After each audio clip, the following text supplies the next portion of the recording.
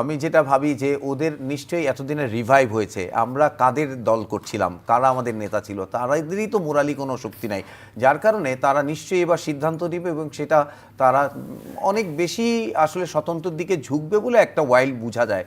But গ্রামের প্রান্তিক পর্যায়ের ইকুয়েশনটা ডিনামিক্সটা আলাদা, কারণ সেখানে হয়তো এক ধরনের প্রভাব প্রতিপত্তির ব্যাপার আছে, অত্যাচারের ব্যাপার আছে, সেটা বুঝে নিয়ে হয়তো সেই কাজগুলো এবং করবে। সাধারণভাবে আপনি সমাজকর্মী হিসেবে বা মানুষের সাথে মেলামেশা করে কি বুঝতে পারছেন কোন দিকে বেশি ভোট যেতে পারে? না, আওয়ামী লীগের মানুষের সাথে ওইভাবে আমি না না, পার্সোনালি সাধারণ জনগণের সাথে মিশে এখন ভোটের রেশিওটা কি হতে পারে জামায়াত জোট এবং বিএনপির মধ্যে? আচ্ছা, এটা তো আমাদের যেটা প্রবলেম হয়েছে, আমাদের জীবনে একটা নতুন জিনিস আসছে হচ্ছে মোবাইল। এই স্ক্রিনের মধ্যে অনেক গল্প দেখা যাচ্ছে, তো এটা একটা ফুলানো গল্প মনে হয়েছে আমার কাছে।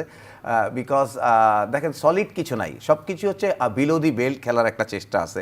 মানে আমি আপনাকে আক্রমণ করছি, আপনার যেমন মানে আপনার দোষটাকে দোষারোপের রাজনীতি চলছে। আমি দোষারোপটা হচ্ছে কারণ যাদের বেসিকটা কম আছে তারা বোধহয় দোষটাকে বেশি কাজে লাগাচ্ছে।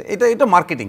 এটা যেমন আমার পার্সোনালি হচ্ছে জামাতে ইসলাম পুরো জিনিসটাকে মার্কেটিংয়ের যে সূত্রটুত্র আছে ওগুলার বেসিসে তাদের সব কিছু ক্যাম্পেইনটা করছে। আর বিএনপি হয়তো চিন্তা করছে যে না, আমি তো চালিয়েছি দেশ, আমার কিছু ভুল হয়েছে, আমি একটা প্রোগ্রেসিভ বাংলাদেশ কিভাবে দেখানো যায়। এবং যেহেতু উনি অনেক বাইরে ছিলেন অনেক লম্বা সময়, এবং আমার যেটা বিশ্বাস যে উনি সারা বিশ্বের ট্যালেন্ট, মানে জাতীয়তাবাদী সিস্টেমের ট্যালেন্ট মানুষগুলোকে কোলাবোরেট করেছেন, অনেক দিন ধরে হোমওয়ার্ক করেছেন। হোমওয়ার্ক করে উনি একটা জাতিকে চাচ্ছেন যে একটা নতুন ফ্লাইটে করে একটা ভালো জায়গায় নেওয়ার, সেটা হয়তো উনি প্রকাশ করতে চাচ্ছেন। আমি লেমেনলি সেটাই বুঝতে পারছি যে ওনার থেকে। আর এদিক থেকে হচ্ছে শব্দগুলো ন্যায্যতাকে, ইনসাফের আওয়াজটাই সবচেয়ে বড়। বাট আসলে ইনসাফটা কতটুকু হবে সেটা তো যদি ধোকায় না পড়ে যায় তাইলে তো আসলে মানে বলতে হবে যে মানে কম্পেয়ার করার মতো না।